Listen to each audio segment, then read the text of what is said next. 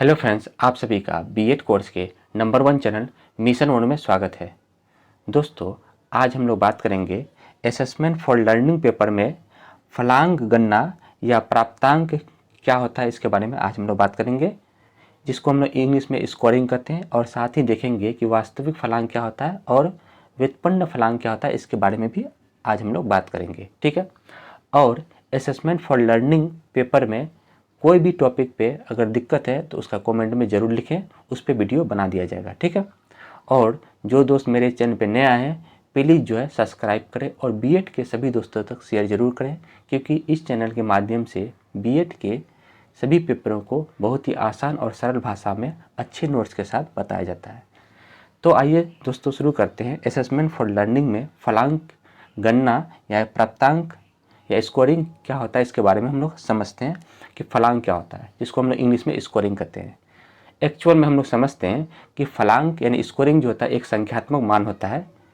जैसे अध्यापक बच्चों का परीक्षा लेने के बाद जो अंक देते हैं वो हम लोग क्या कहलाते हैं, स्कोरिंग कहलाते हैं, फलांक कहलाते हैं। यानी कि कोई भी परीक्षण हो, किसी भी परीक्षण में अगर हम परिणाम उसको संख्यात्मक रूप से देते हैं तो उसे हम लोग क्या कहते हैं, स्कोरिंग कहते हैं, यानी फलांक कहते हैं। तो आइए इसको हम शुरू करते हैं। ठीक है।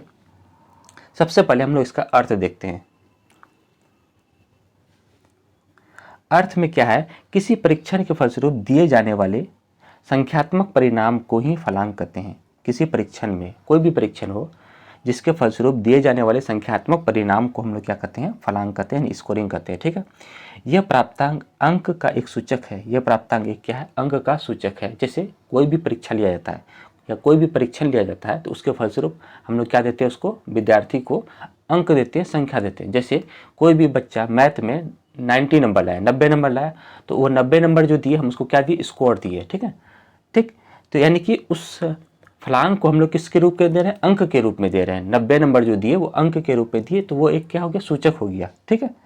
जो यह बताती है कि छात्र ने एक निश्चित समय अंतराल में परीक्षा में क्या क्या प्राप्त किया और अध्ययन में कितना ज्ञान अर्जित किया। यानी कि यह फलांक जो है यह बताता है कि विद्यार्थी ने अपने जो परीक्षा दिया था अपने निश्चित समय अंतराल में उन्होंने क्या क्या प्राप्त किया, कितना प्राप्त किया और अध्ययन में उन्हें कितना ज्ञान प्राप्त है, अर्जित किया है। तो यह जो अंक उन्हें बताता है। ठीक है। आगे देखते हैं। फलांक किसी व्यक्ति या छात्र का उस परीक्षण में संख्यात्मक मान है जो उस व्यक्ति या छात्र की योग्यता बताती है। यदि किसी छात्र का परीक्षण में अच्छा फलांक नहीं है तो इसका अर्थ ये नहीं हुआ कि उस व्यक्ति की योग्यता कम है। मतलब ये कह सकते हैं कि कोई छात्र का जब हम लोग परीक्षण लेते हैं तो उसके फलस्वरूप संख्यात्मक मान जो दिया जाता है वो उस परीक्षण उस व्यक्ति की क्या बताती है, योग्यता बताती है। ठीक है। ठीक है। उस व्यक्ति की योग्यता बताती है। यदि किसी छात्र का परीक्षण में अच्छा अंक नहीं आया, अच्छा फलांक, फलांक का मतलब स्कोरिंग, ठीक है, नहीं है, तो उसका अर्थ ये नहीं हुआ कि उस व्यक्ति की योग्यता क्या है, कम है। छात्रों में फलांक का मान कम होने के कारण शारीरिक रोग, दृष्टिहीनता, शारीरिक अपनता आदि कई कारणों से हो सकता है। देखिए, ये कह सकते हैं कि कोई भी बच्चा है, जैसे परीक्षा देने गए, ठीक है, तो हो सके कि उस दिन उसका तबीयत खराब हो गया, उतने अच्छे से वो परीक्षा में लिख नहीं सके, तो इसका मतलब ये नहीं कि वो बच्चा जो है में एबिलिटी नहीं है। ठीक है। तो नंबर कम आ गया यानी कि उसका स्कोरिंग कम आ गया, तो हम ये नहीं कह सकते कि उसमें एबिलिटी नहीं है, पढ़ने की योग्यता नहीं है। ठीक है। तो यहाँ पे ये कहते हैं कि फलांग जो है ना, ये निश्चित नहीं करता है कि बच्चों में जो है कि बच्चे जो है कितने एबिलिटी के हैं, है ना। तो कई सारे कारण हैं जिसके कारण जो है उनका स्कोरिंग कम हो सकता है। जैसे दृष्टिहीनता के कारण भी हो सकता है, शारीरिक रोग के कारण भी हो सकता है, शारीरिक अपंगता के कारण भी हो सकता है। ठीक है। तो हम लोग जैसे कोई बच्चा परीक्षा दिया, उसका एग्जाम परीक्षा में कम अंक आ गया, तो हम लोग ये नहीं कह सकते हैं कि इसकी जो है इसमें जो है योग्यता क्या है, कम है। ठीक है। फलांक का संख्यात्मक मान परीक्षा की सामग्री पर निर्भर करती है। सही बात है। फलांक का जो संख्यात्मक मान है वो परीक्षण की सामग्री पर भी निर्भर करती है। ठीक है। कि सामग्री किस टाइप से, अब हम लोग चले गए प्रयोगशाला में, अब हम लोग को साइंस का प्रयोग करना है, साइंस में जो है स्कोरिंग करना है कि बच्चे ने कितना साइंस में एक्टिविटी किया है। तो साइंस में हम लोग प्रयोग करने गए तो वहाँ पे कुछ ऑब्जेक्ट ही नहीं है, कोई सामग्री नहीं है, तो हम लोग कहाँ से उसका जो है उसको जो है स्कोरिंग देंगे। तो यहाँ पे जो है वो सामग्री, परीक्षण की सामग्री भी डिपेंड करती है कि वो उसके स्कोरिंग देने के लिए। ठीक है। और इस बात पर भी सामग्री का संगठन किस प्रकार हुआ, इस बात पर भी निर्भर करती है कि सामग्री का संगठन भी किस प्रकार का है। तो यहाँ पे हम लोग देखें कि फलांक गणना यानी प्राप्तांक जो स्कोरिंग जो होता है वो क्या होता है। ठीक है, तो स्कोरिंग एक प्रकार का संख्यात्मक मान है जो बच्चों को परीक्षण के फलस्वरूप दिया जाता है। ठीक, बात समझ में आया। अब हम लोग इसका परिभाषा देखते हैं। परिभाषा देखते हैं रॉस महोदय के अनुसार। रॉस महोदय ने क्या बोला थे इसको देखते हैं। किसी परीक्षण में वास्तविक फलांक उस परीक्षण में व्यक्ति के निष्पादन का संख्यात्मक वर्णन होता है।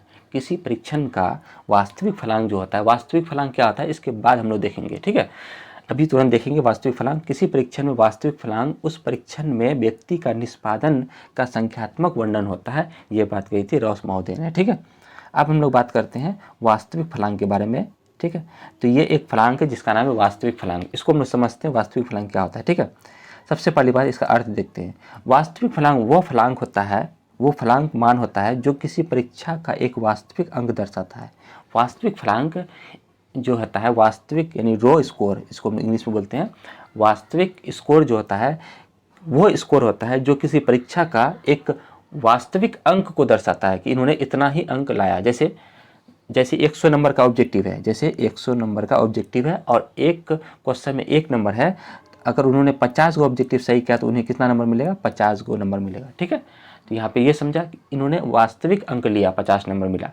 ठीक है, चलिए आगे देखते हैं।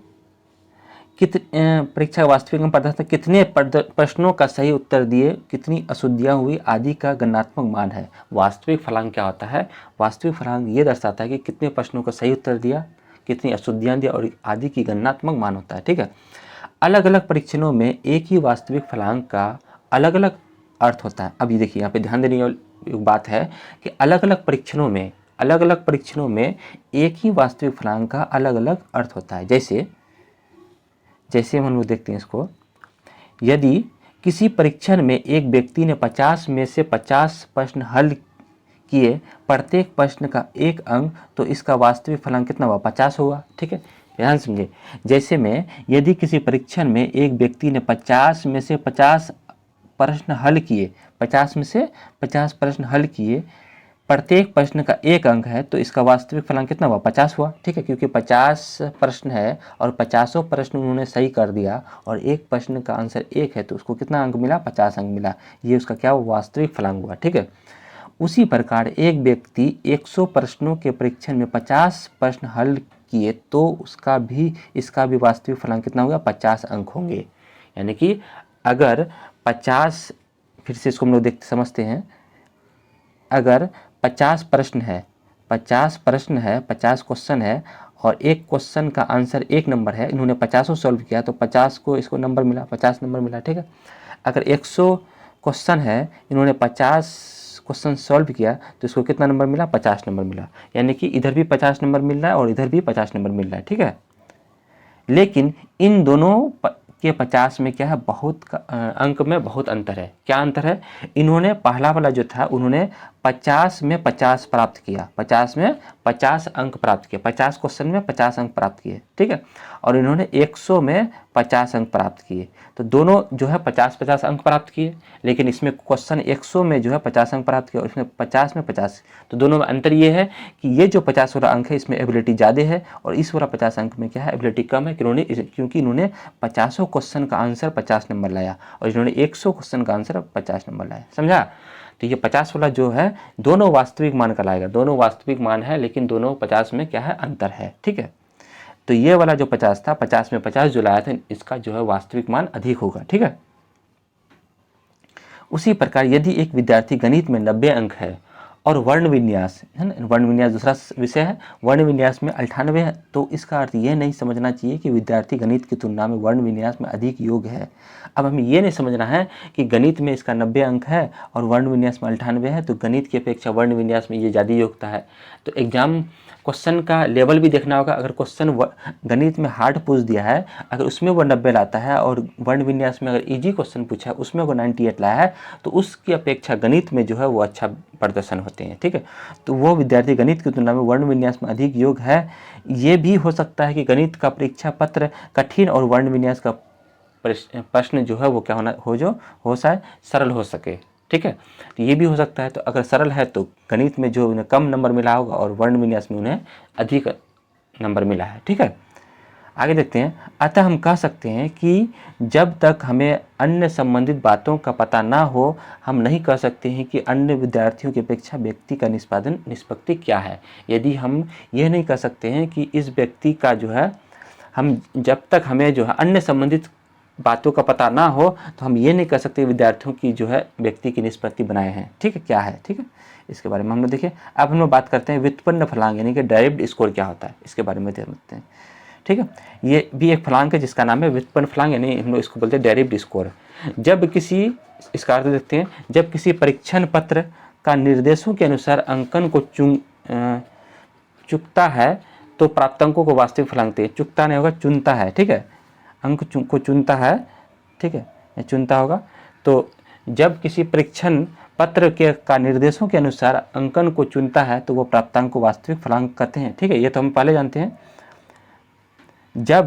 अब हम लोग देखते हैं, जब एक परीक्षण के वास्तविक फलांक की दूसरी परीक्षण के फलांकों से प्रत्यक्ष रूप से तुलना की जा सकती है, अतः ऐसे फलांकों को किसी समान आधार पर परिवर्तित कर लेते हैं। इन्हें ही हम लोग क्या कहते हैं, व्युत्पन्न फलांक कहते हैं। इन्हें हम लोग क्या कहते हैं, व्युत्पन्न फलांक कहते हैं। कैसे कि जब एक परीक्षण के वास्तविक फलांक दूसरे परीक्षण के फलांक के प्रत्यक्ष रूप से तुलना नहीं की जा सकती है, जब इसमें तुलना नहीं करना है, किसी एक विषय का दूसरे विषय से तुलना नहीं करना है। जैसे वास्तविक फलांक में हम लोग तुलना किए थे, गणित का वर्ण विन्यास से तुलना की थी, इसमें तुलना नहीं करना है। अतः ऐसे फलांकों को किसी समान आधार पर परिवर्तित कर लेते हैं, तो इन्हें हम व्युत्पन्न फलांक कहते हैं। ठीक है, अतः व्युत्पन्न फलांक मानकों को आधार मानकर परीक्षार्थी की योग्यता का संख्यात्मक विवरण है और स्वयं मानक समूह का औसत योग्यता है। ये एक प्रकार का क्या औसत योग्यता है। ठीक है, कि सभी को जो है एक समान मान के जो है सबको जोड़ के जो है उसका संख्या से भाग दे देते हैं तो वो औसत निकल जाता है। ठीक है, तो अतः व्युत्पन्न फलांक मानकों के आधार मानकर परीक्षार्थी की योग्यता का संख्यात्मक विवरण है और स्वयं मानकर समूह की औसत योग्यता है। तो यहाँ पे हम लोग देखें कि फलांक क्या होता है, वास्तविक फलांक क्या होता है और व्युत्पन्न फलांक क्या होता है, हम लोगों को समझ में आ गया। इसी तरह से दोस्त मेरे चैनल पे बने रहें और सब्सक्राइब जरूर करें और बीएड के सभी दोस्तों तक शेयर जरूर करें। फिर हम लोग नए वीडियो में नए टॉपिक के साथ मिलते हैं, तब तक के लिए धन्यवाद।